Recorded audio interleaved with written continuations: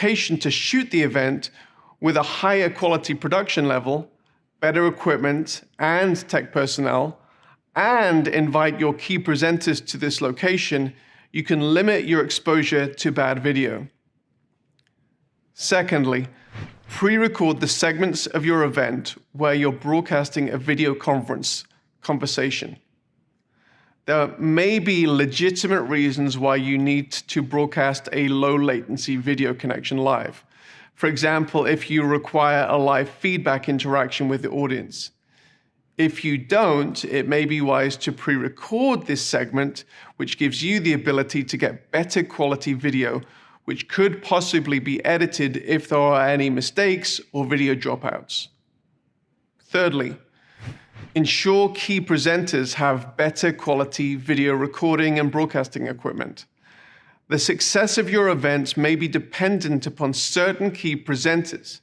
If they cannot be at the central location, then try and ensure that they have access to better quality video production. This might involve them traveling to a studio close to them, or it may involve providing them with better cameras, lighting, audio, perhaps a backdrop that they can record their presentation independently. Even if it is part of a live video conference conversation, this can be edited for a later simulated live broadcast.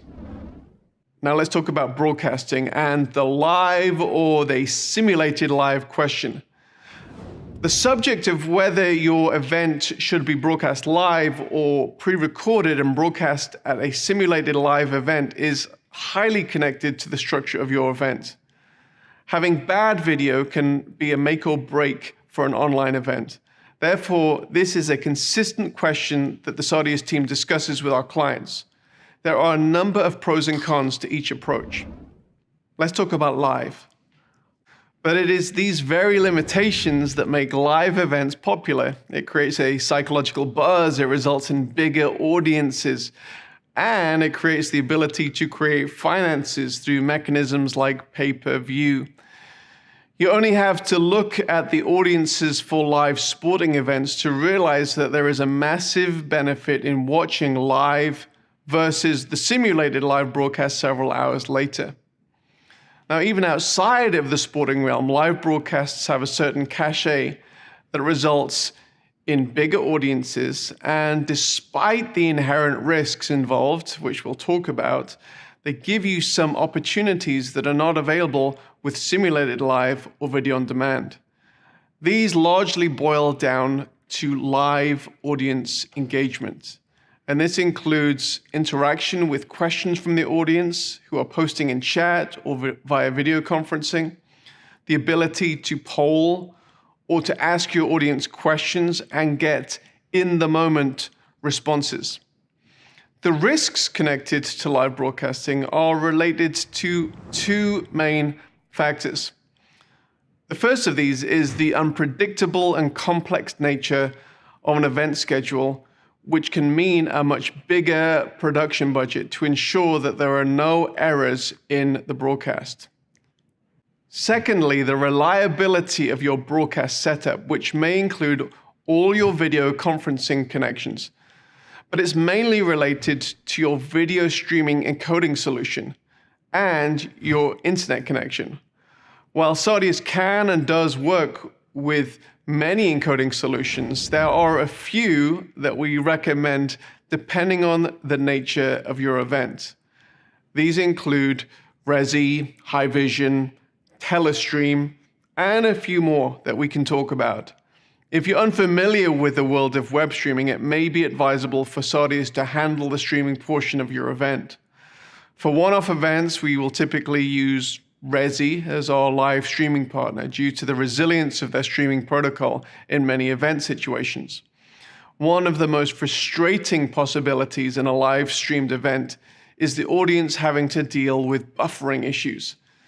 Mitigating the possibility of buffering is something we advise repeatedly and believe one of the best ways to do this is by using HLS streaming, simulated live. Despite the cachet that's involved in live streaming, this may not be the right way for you to go for a number of reasons. Live broadcasts, if done well, can often cost more in terms of video production and streaming and can cause you a lot of stress due to the inherent risks involved. Some thrive on this risk, others don't. Another approach can be to pre-record your program and then broadcast it as if it's live. This is often called a simulated or sim-live broadcast. If you are not interacting live with your audience and there is no difference between what your live broadcast would look like and a broadcast that is pre-recorded, there are a number of benefits. Added to the reduced risk and potentially reduced cost, it also gives you an opportunity to broadcast at times that are convenient for your audience across different times of the day and even different time zones. Simulated live broadcasts also give your presenters an ability to interact in real time with the audience within the chat window, which can actually make an extremely compelling experience. They are presenting by video, but they are responding in real time in chat. Let's talk about copyrights for a moment. It's important in building your event that you have the correct permissions to broadcast the content your schedule dictates to your audience for the duration of the time that you wish to broadcast. This means it's important, if you intend to live broadcast and keep the archive of the session afterwards, that you have the correct permissions of the on-camera individuals.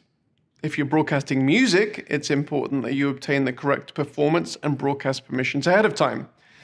If you need help navigating this, you can talk with your Saudi's event manager who can point you in the right direction.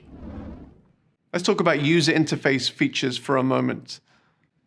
Every organization has internal language, behaviors, assumptions, and personalities. Operating within an organization for an extended period can blind you to such internalized communication. Yet this can be confusing to visitors and new attendees to your event.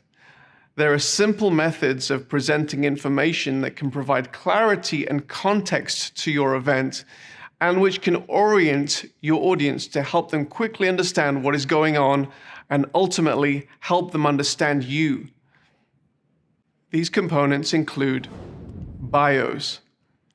Who is presenting now? Why should I listen to them? How can I connect with them through social links and other web calls to action? And how does their inclusion in the event add to the overall purpose of the event?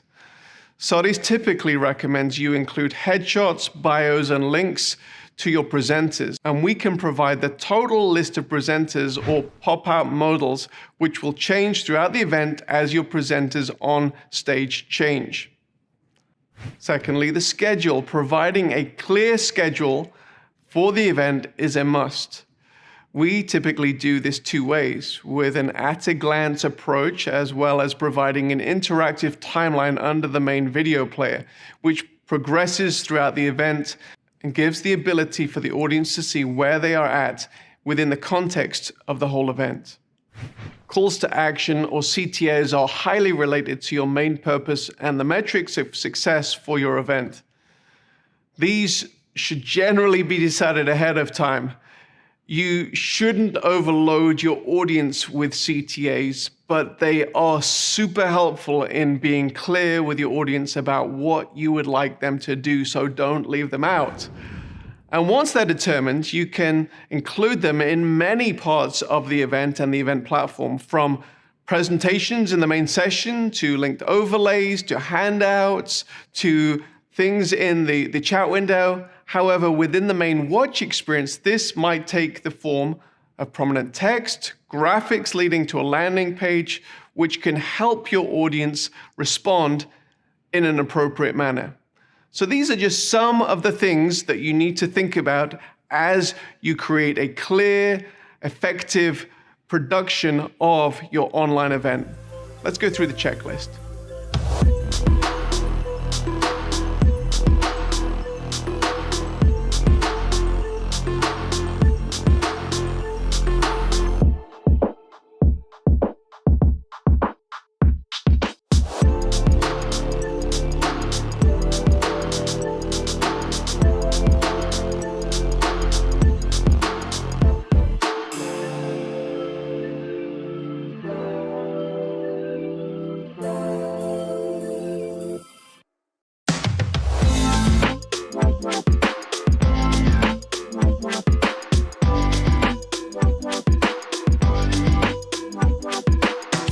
In this session, we want to take some time to discover how you can get your audience involved in the event. After all, this is one of the reasons to use a customized online platform. Providing customized communication opportunities throughout the event, both from you to the attendees, between the attendees, and from the attendees back to you, is highly desirable to keep audience engagement high and for everyone to achieve the objectives they have throughout the event. Sardius provides a number of options for these purposes. Firstly, moderated chat and watch parties. Providing your audience with the ability to chat as a group or as a smaller geographic or affinity-based watch parties has become an expected feature in recent years. We've already mentioned the pitfalls of having too many attendees in a chat window and the rationale for watch parties. However, to get the most out of this feature, it's helpful to think intentionally about how you would like attendees to interact, rather than allowing the unmoderated Wild West, unproductive, and sometimes downright nasty comment sections many will intentionally avoid, or some websites.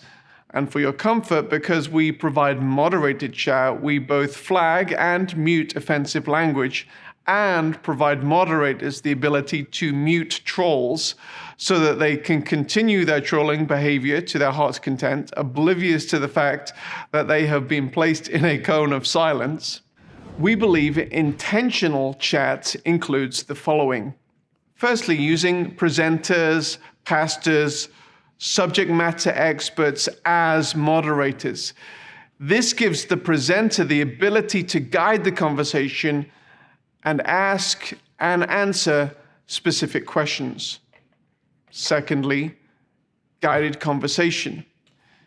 You've hopefully already figured out the why of your event. Chat used effectively can forward these goals. If you're in a watch party with an affinity group with a subject matter expert moderating, this can be an opportunity for an enriching conversation. It's even an opportunity to network in a way that is more natural around mutual interests versus awkward, cold, open conversations. It may be that from such a productive chat that the moderator decides to open up a video conference room and the group can continue the conversation in a face-to-face setting.